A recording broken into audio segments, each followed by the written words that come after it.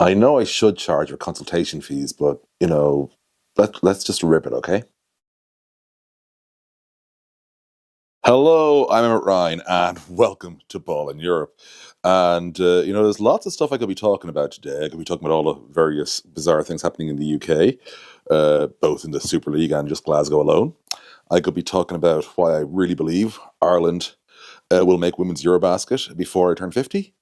I'm 43 now. I could be talking about EuroLeague's plan to go to 20 teams or two conferences even that's been proposed or floating about there.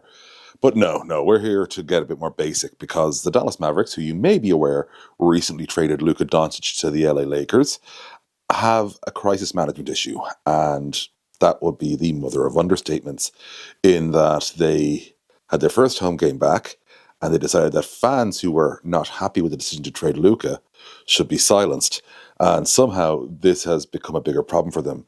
And I realize that despite having some very, very well trained people, some successful business people, lots of stuff involved, they need some help in what I like to call crisis management 101. So if you haven't already, please subscribe, like the video, comment, share, all that. But now let's get to lesson one. Yes, that's right. Don't give them a reason to be more angry at you. For those unaware, fans who were shouting, who mouthed "Fire Nico" into the jumbotron and subsequently were found to be holding up signs, one with fire, one with Nico on them, were subsequently kicked out of the arena in Dallas because reasons is all I can work out. So, like, obviously in Europe, the idea that someone be kicked out for something this basic is absolutely mind blowing to us, and to the point of like my soccer team that I support, we've gone sort of to this meta level where we don't shout abuse because we figure they're expecting that so much. We shout out shopping lists and stuff in my club, but what we're talking there, Fire Nico, it's about as run of the mill should be expected as policy stuff you get. And these fans were booted out for that. And we later found out that two other fans were booted out for getting into a verbal disagreement with Mark Cuban. Now, Mark Cuban we'll be getting back to, but whatever about those fans did with Mark Cuban, we'll park that one for a second. The two for all of Jumbotroning Fire Nico, and also you have a Jumbotron at a game where people are angry. Someone's going to say something like that and be glad that's all they were mouthing. And then holding up the most rudimentary, by the way, Fire Nico signs you'll ever see. That's enough to get yeeted. All you're doing is making your fan base angrier because you're saying, we are silencing you. You do not get to bring up your annoyance at us at Mavs games. You know, the team you've paid for tickets to go see. And you might go, oh, players deserve respect. People deserve respect. Yes, they do. But that respect doesn't come without the right to also criticize. It's not like they were saying, pretty much anything I expect to hear in Athens or Belgrade when a referee makes a mild mistake. It's like they were saying fire, as in remove from the role, Nico, the person who did the thing we didn't like. Now, I'm gonna say that's about as run of the mill, issue for a fan to have with something as it gets. If all they're doing is saying fire Nico, and it is pretty much all they're doing, being very, very happy. Don't then go, well, you know what, we got a trash fire here because everybody's angry at us. Let's pour some gasoline on. So that's lesson one. Don't give them other reasons to be angry at you. Now let's get to lesson number two. Dealing with the same incident, you don't give them a reason to be angry at you for longer because emotions run wild. Like, there's obviously the 5 stages of grief, all that sort of stuff. Although the actual 5 stages, by the way, have been very disputed by people who work in the academic field in this. So say that what you mean. But people are angry, and they're going to be angry. How long they are angry is not fully within your control, but there are things you can do, or rather avoid doing, to prevent making that anger last longer. The fans see this incident adding to all the core reason, obviously, incident, which is the trade of Luka Doncic. And they go, wow, the Mavs don't like us. There's already the conspiracy about moving to a Vegas, which in the wrap up I'll get to why I genuinely think that isn't the plan, and even if it is the plan, it's a terrible plan for the owners, just to be clear, not for anybody else. It's terrible in other ways, but like just specifically for the owners. But all you're doing is, you know what? Our best way to make this problem go away is to bring as much attention to it as possible by going after people who are complaining and saying, "You don't get to complain here. We're going to yeet you from the building." No, no, that's so dumb. That's so incredibly dumb. I don't really need to say anything more.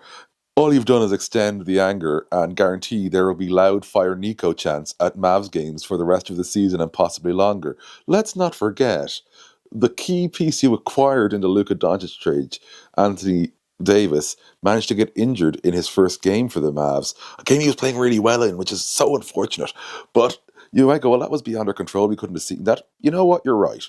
But once you did see it, you should have said, maybe now is not the time to add fuel to the fire because fans are getting a bit more frustrated. Maybe we shouldn't do things that will make that anger go on for longer. I know this advice is absolutely free for you, Mavs. I'm just that giving a guy. But now we get to lesson 3. So Mark Cuban has stated that, well, there's a code of behavior, there's this, there's that. And I get that, there is. But there's also a thing called using common sense. And Cuban basically argued that people chanting "Fire Nico" could have led to worse things. Interesting. Do you know what stopping people doing that leads to? People feeling they're being silenced and likely to get even angrier and, proclaim themselves in more vociferous ways.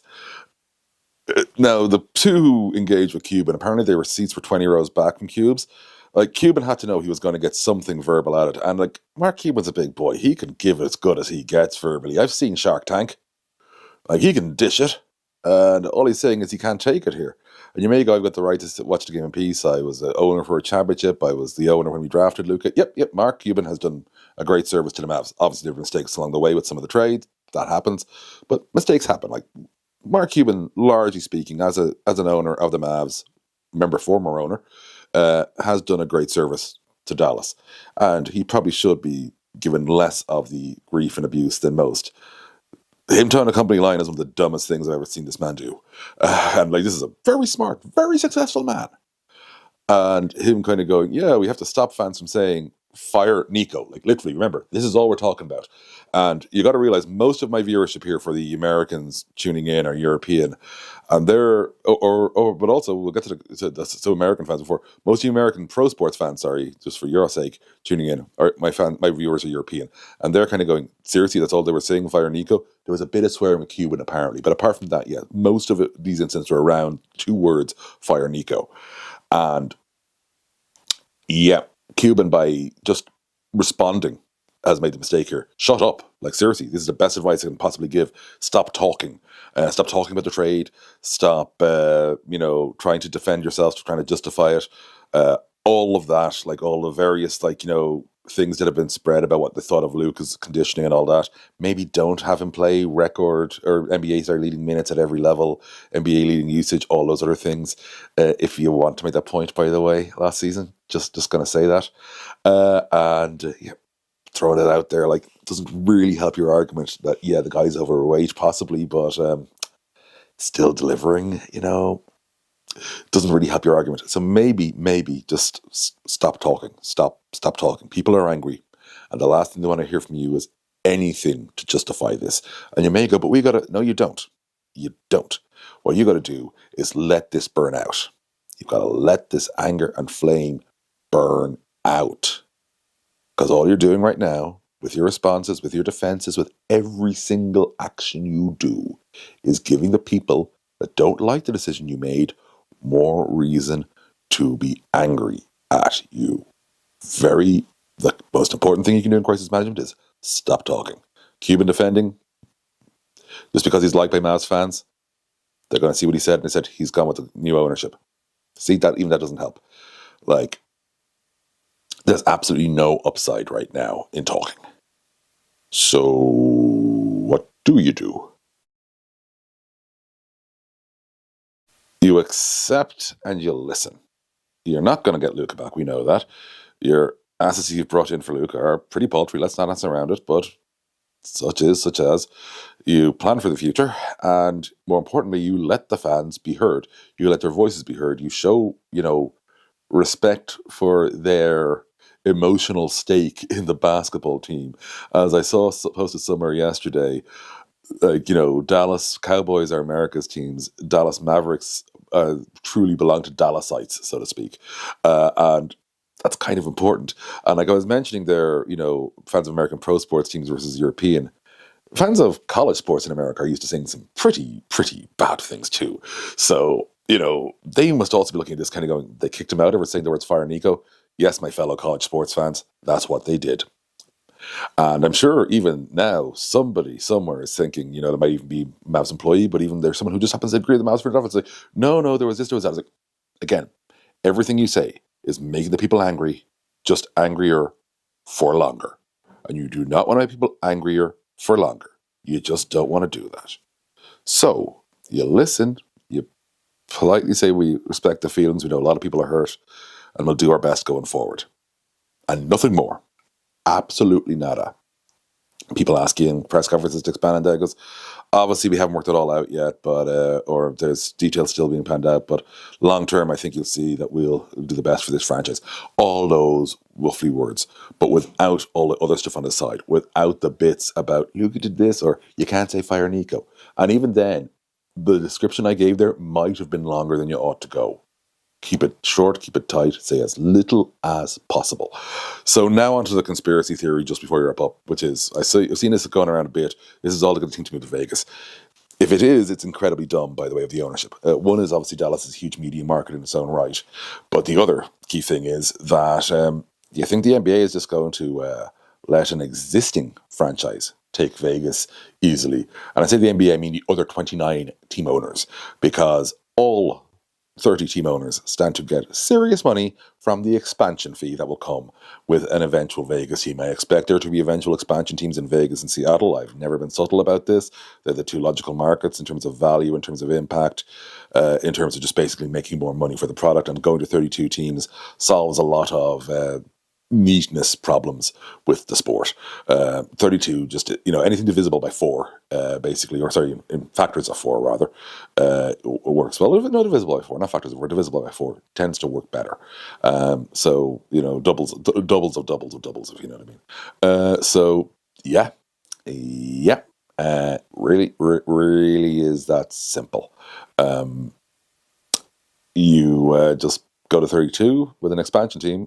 You ain't moving the team from Dallas, because why? Because setting up in Dallas is with a new team, when you've already got so much established investment and support there, that's just hard work. Like, why waste 40 years of work, Seriously, 40 years of investment.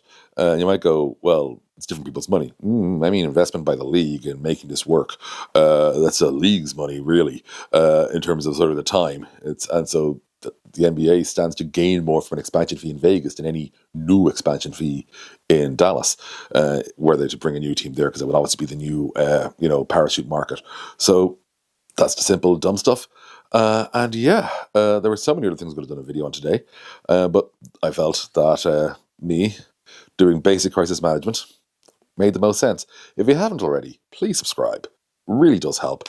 Like, share, comment, and tell me in the comments below what the most rudimentary, run-of-the-mill, basic crisis management advice you would give to the Dallas Mavericks right now is. Until next time, I will see you soon.